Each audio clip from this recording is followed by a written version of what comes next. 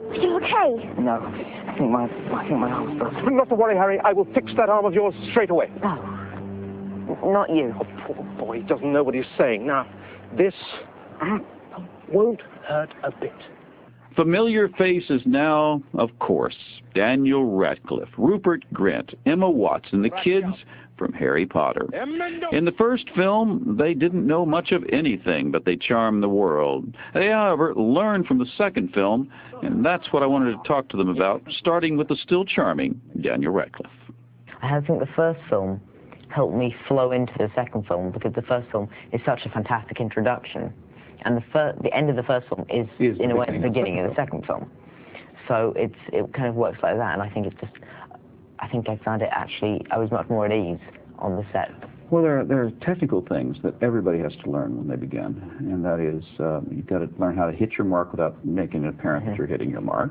Yeah. Yeah. Everybody's very helpful about that, and like because I do find it kind of sometimes quite hard to do all that kind of things. But and the thing I have real trouble with is keeping my head up. I'm kind of like this a lot of the time, and the camera just gets on my top of my head, which but no, I think he's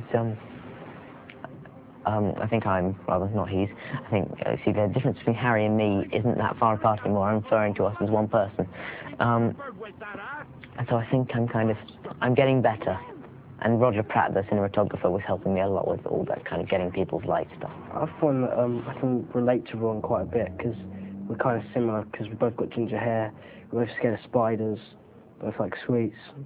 There's a few. Both wizards. Yeah. That helps a lot. Could you, working with the other two, now sort of know instinctively what they kind of want? Would you and, say, Daniel, when you did a scene together, have to go over as many things, or do the two of you now have a shorthand? Well, it took us quite a lot. Sometimes it took us quite a lot of takes to get it right, because I kept laughing all the time. I think the second one I enjoyed a lot more, because I kind of know what I'm doing, and I know Dan and Rupert, and it's much better. Well, there are a number of little just technical things. I mean, you just have to constantly be worried about stepping in other people's I know, there's just so many different things you have to think about when you're doing the take. It's like, whether you're standing in the right place, whether you are to the left enough so that they still get Rupert, are you right enough so that you can still see Dan? No, thank you very much. I'm Patrick Stone. Do you think I'll get caught? No.